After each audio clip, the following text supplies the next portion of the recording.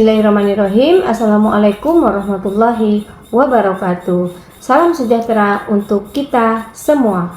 Perkenalkan, nama saya Leni Gustina SENN dengan NIDN 10300880004. Saya merupakan salah satu dosen Prodi Manajemen Fakultas Ekonomi dan Bisnis di Universitas Putra Indonesia YPTK Padang.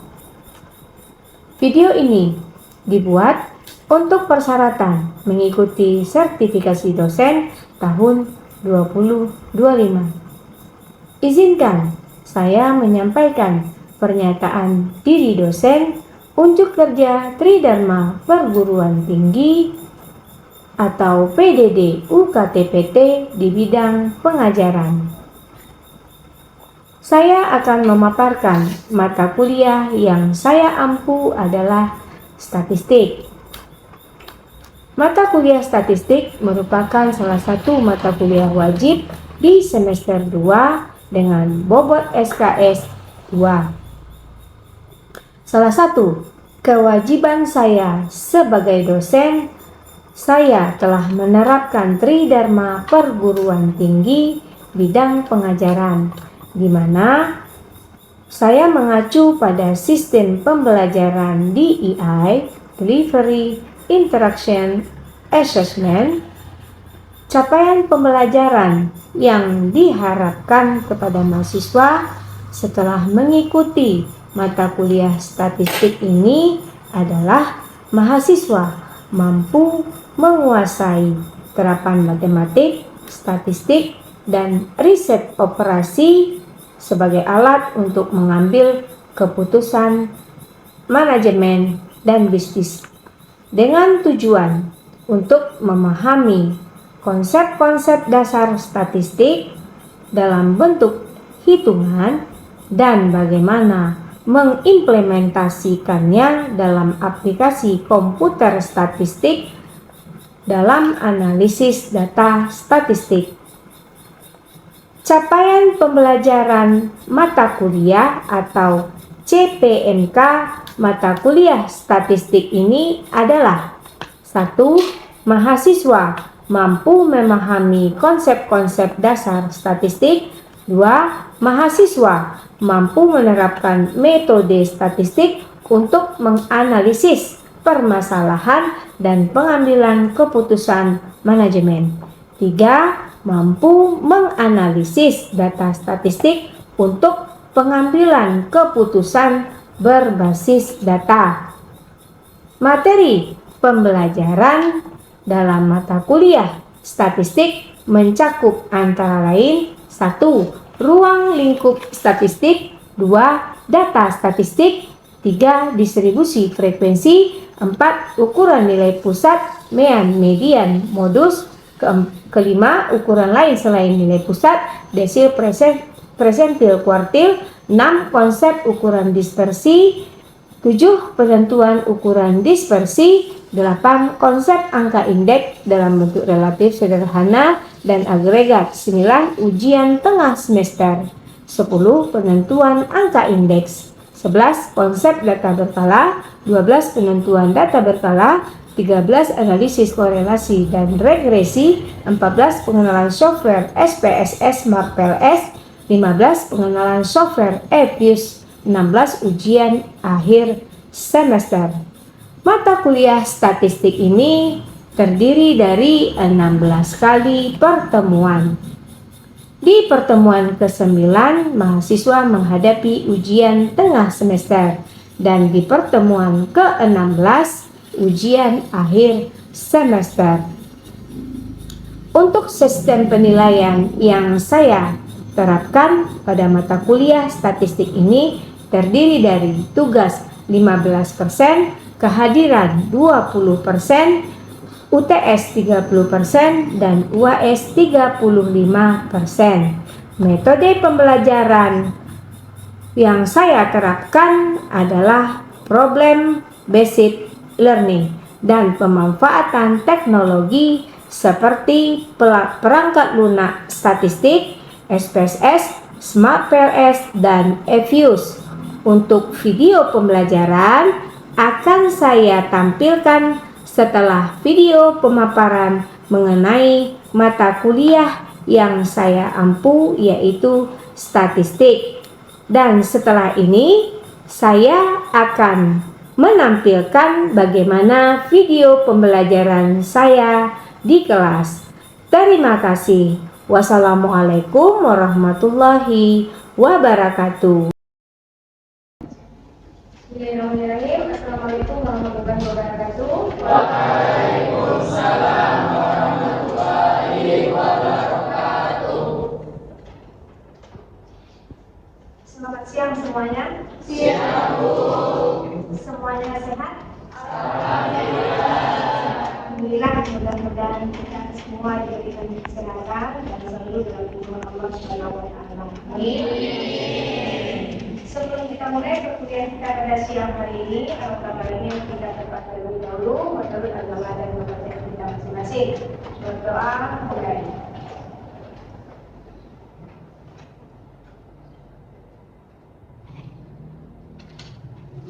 Oke, berdoa selesai.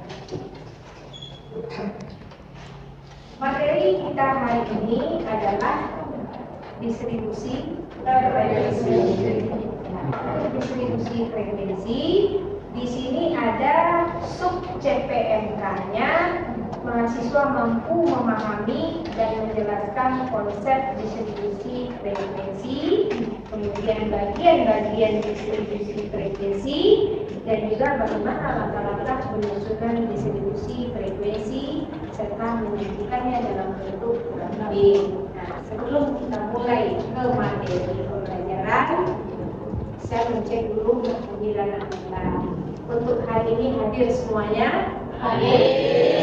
Oke, baik, kita mulai saya ya, karena belum saya hadir semuanya. Kita mulai ke materi pembelajaran. Pengertian distribusi frekuensi. Nah, apa itu distribusi frekuensi? Nah, distribusi frekuensi adalah susunan data menurut kelas interval tertentu atau menurut kategori sebuah data, ya. Yang dikatakan dengan distribusi frekuensi. Apa tujuannya? Tujuan dari distribusi frekuensi adalah agar data menjadi informatif dan mudah untuk kita pahami. Kemudian selanjutnya, bagian-bagian dalam distribusi frekuensi ada berupa kelas-kelas, kemudian batas kelas, tepi kelas, kemudian titik tengah atau median, interval kelas, panjang interval kelas, dan frekuensi kelas. Oke, itu bagi-bagiannya ya. Kemudian apa langkah-langkahnya dalam menyusun distribusi frekuensi ini? Yang pertama adalah urutkan data. Yang kedua, membuat kategori atau kelas data. Yang ketiga adalah menentukan panjang kelas. Yang kemudian menentukan tepi kelas. Dan yang terakhir adalah menentukan frekuensi kelas. Next ya. Kemudian langkah pertama dari penyusunan distribusi frekuensi tadi adalah urutkan data. Urutkan data di sini adalah urutkan mulai dari yang terkecil hingga yang terbesar. Tujuannya untuk memudahkan dalam melakukan perhitungan dan mendapatkan nilai data terendah dan nilai data yang tertinggi. Ya. Sebelumnya, untuk lanjut yang berikutnya, materi yang sebelumnya ada saya jelaskan mengenai data statistik. Siapa yang bisa mereview kembali tentang materi data statistik? Ya, oke. Baik, assalamualaikum warahmatullahi wabarakatuh. Waalaikumsalam warahmatullahi wabarakatuh. Sebelumnya kasih Bu, adanya Bapak Indonesia, dengan BP, Bapak Bu, 1155-31-39. Seperti ulang Bu, sebelumnya kita belajar tentang data statistik, yang mana data itu merupakan hasil yang ditampilkan baik dalam bentuk grafik, dalam bentuk tabel, dan lainnya. Nah, data itu juga ada dua, yaitu ada data kualitatif dan ada data kuantitatif. Data kualitatif itu dalam bentuk angka, dan data kuantitatif itu dalam bentuk bukan angka. Nah, juga ada syarat-syarat dalam data yang benar seperti objektif, representatif, standar error yang kecil, up to date, dan relevan. Ini sekian, assalamualaikum warahmatullahi wabarakatuh. Mengenai review mata kuliah sebelumnya kita sudah membahas tentang data statistik. Terima kasih. Kemudian kita lanjutkan dalam mengurutkan data tadi, ya kita urutkan dari yang terkecil dulu hingga yang terbesar. Nah, setelah itu baru yang kedua. Yang keduanya adalah kita mengurutkan dalam bentuk kategori atau kelas datanya. Kita buatkan, ya, kita buatkan kategori atau kelas datanya dengan langkah yang pertama itu adalah banyaknya kelas itu sesuai dengan kebutuhan. Yang kedua adalah tentukan interval kelasnya. Interval artinya apa? Jarak. Jadi berapa jarak interval kelasnya atau jarak kelasnya berapa? Tentukan dulu banyaknya ke kelas. Kalau sudah dapat banyaknya kelas, baru kita bisa menentukan interval kelasnya. Oke? Kemudian langkah pertama, nanti kita lihat contoh soalnya ya. Contoh soalnya bagaimana dalam menyusun distribusi frekuensi. Langkah pertama tadi adalah dalam membuat kategori kelas ya. Menghitung banyaknya kategori atau kelas dengan rumus K sama dengan 1 ditambah 3,322 log N. N di sana apa? Banyaknya data atau jumlah data atau jumlah sampelnya. Berapa jumlah sampelnya? Kita cari nanti log 20 berapa. Jadi kalau sudah didapat kelasnya 5,322, berarti kalau kita bulatkan menjadi berapa? Di 5. Berarti jumlah kelasnya ada 5. Dibulatkan jumlahnya 5 kategori atau kelasnya yaitu menjadi 5. Oke. Langkah kedua tadi apa? Tentukan interval kelas. Dengan cara apa? Nilai terbesar kita kurang dengan nilai terkecil, kita bagi dengan jumlah kelas yang kita dapat tadi. Nah, itulah jadinya interval kelas. Oke. Contoh berdasarkan contoh kasus yang di awal kita lihat tadi ya. Ini contoh kasus. Nah, ini ada berapa perusahaan yang kita jadikan contoh? Ada saham di 20 perusahaan manufaktur yang terdaftar di BEI pada tahun 2021 dengan N atau jumlah sampelnya berapa? 20. Itu berarti dari sana. Ada 20 perusahaan.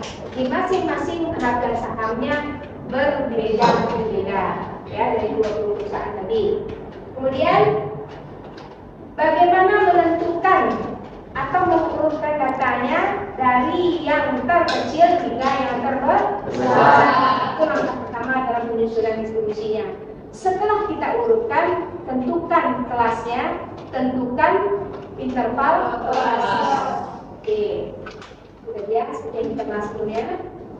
Kemudian setelah kita tentukan interval kelasnya, maka didapat nilai tertinggi itu adalah 9.750 dengan nilai terendahnya 215. Nah, kemudian berapa interval kelasnya? Kita kurangkan antara data yang terbesar dengan data yang terkecil, kita bagi dengan nilai kelas. Banyak kelasnya ada 5. Maka didapat nilainya 19,07. Itu interval kelasnya. Ya. Nah, buatkan daftar interval kelasnya seperti yang ada di depan. Nah, ini sudah membentuk kelas interval ya. Kalau tadi kan berupa data ya, data atau harga saham di 20 perusahaan. Nah, ada kelasnya, sudah terbentuk kelasnya, sudah terbentuk intervalnya. Kelasnya dari sejak berapa? 5. Kelasnya? Interval kelasnya? 9. Nah, kemudian setelah membuat daftar interval kelasnya di masing-masing nilai tertinggi dan nilai terendahnya, lanjut dengan penelusuran. Langkah ketiga, penelusuran atau tabulasi data ini fungsinya untuk mencari jumlah frekuensi. Ya, jadi kita pakai penelusuran. Boleh tidak menggunakan vektor penelusuran Bu? Boleh. Langsung dengan angka pun boleh. Tapi langkah awalnya memang dengan cara penturusan. Nah, didapatlah jumlah frekuensinya. Nah, selanjutnya setelah kita susun distribusi frekuensi tadi sampai selesai, kita cari distribusi frekuensi relatifnya. Nah, untuk tujuannya adalah memudahkan membaca data tersebut secara tepat dan tidak kehilangan makna dari kandungan data. Nah, itu tujuannya untuk mencari frekuensi relatifnya. Nah, setelah itu, bagaimana cara mencari distribusi frekuensi relatifnya? Nah, dari jumlah frekuensi nanti kita kalikan dengan 100 sama jumlah frekuensinya, ya. Misal frekuensi relatif untuk kelas interval yang pertama, dari mana asalnya 70. Nah, jadi 14 kita bagi jumlah frekuensi ya, kita bagi dengan jumlah perusahaan atau saham tadi dikali dengan 100 didapat nilainya 70%. Oke, sekarang kita lanjut dengan frekuensi kumulatif. Kalau frekuensi kumulatif menunjukkan seberapa besar jumlah frekuensi pada tingkat kelas tertentu diperoleh dengan menjumlahkan frekuensi pada kelas tertentu dengan frekuensi kelas selanjutnya. Jadi frekuensi kumulatif itu terdiri atas dua, ada frekuensi kumulatif kurang dari dan frekuensi kumulatif lebih dari. Nah, itu dia frekuensi kumulatif. Nah, kalau kurang dari intinya kelas yang pertama itu 0, kelas terakhir banyak data. Ya, kalau untuk frekuensi kumulatif lebih dari, kelas pertamanya itu sebanyak data, kelas terakhirnya 0. Itu bedanya. Ya, antara frekuensi kumulatif dengan frekuensi kurang dari dan lebih dari. Coba diulangi ada frekuensi kumulatif kurang dari, kelas pertamanya, kelas terakhirnya, kalau frekuensi kumulatif lebih dari, kelas pertama, kelas terakhir, oke, sip. Paham semuanya? Ini frekuensi kumulatif, ini. Kalau kurang dari, kelas pertamanya 0, kelas terakhirnya banyak data. Lebih dari, kelas pertamanya sebanyak data, kelas terakhirnya 0. Oke. Paham sampai di sini Anda? Kita lanjutkan dengan contoh. Ya, oke. Kita lanjutkan dengan contoh soal supaya lebih mudah dipahami ya. Karena nanti kita menyajikan distribusi frekuensi tersebut dalam bentuk grafik. Ya, grafik di sini ada bentuk macam. Ada berbentuk poligon, ada berbentuk oge. Grafik itu digunakan untuk apa? Grafik itu digunakan atau sebagai laporan. Mengapa menggunakan grafik? Nah, ini pertanyaannya. Kenapa? Siapa yang mau jawab? Mengapa menggunakan grafik? Karena manusia pada umumnya tertarik pada gambar dan sesuatu yang ditampilkan dalam bentuk visual akan lebih mudah diingat daripada dalam bentuk angka. Jadi grafik itu dapat digunakan sebagai kesimpulan tanpa menghilangkan makna. Ya, oke. Nah, ini dia contoh-contoh grafik. Bisa nanti Anda lihat ya, bagaimana bentuk grafik histogram. Histogram itu merupakan diagram balok. Ya, kemudian poligon itu menggunakan garis-garis yang menggabungkan titik-titik yang merupakan koordinat antara nilai tengah kelas dengan jumlah frekuensi. Begitu juga dengan kurva objek, diagram garis yang menunjukkan kombinasi antara interval kelas dengan frekuensi kumulatif. Ya. Contoh. Nah, ini contoh. Contoh yang akan kita bahas hari ini adalah buatlah tabel atau sesuai dengan langkah-langkah menyusun distribusi frekuensi data di bawah ini sebanyak berapa sampelnya atau n-nya berapa, karena Anda lihat di depan berapa banyak n-nya? 20. Apa langkah pertama yang akan kita susun? Urutkan data. Oke, boleh? Siapa yang bisa menyelesaikan contoh soal yang di depan? Silakan maju. Oke. Nabila, silakan Nabila.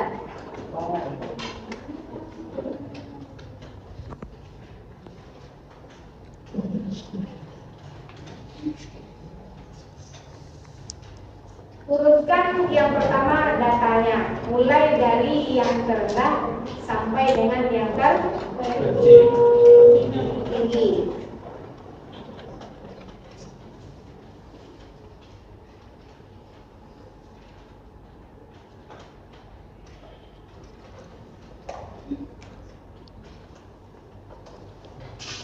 Setelah kita urutkan, tentukan ke kelas dengan rumus K sama dengan 1 ditambah 3,322 log N. N-nya jadi berapa? Coba katakan berapa? Nanti yang dicari adalah log N. Berapa log N? 20. Log dari 20 berapa?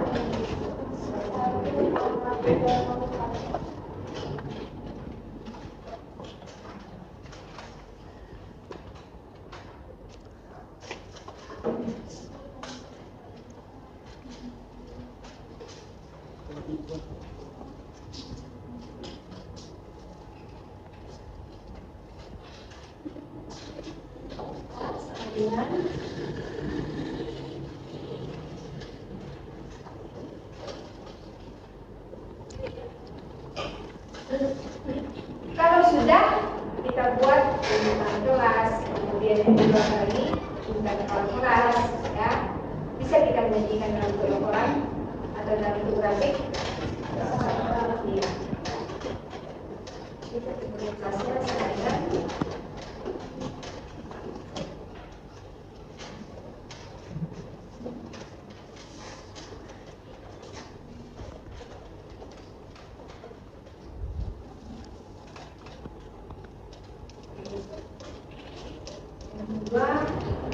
Kedua kelas.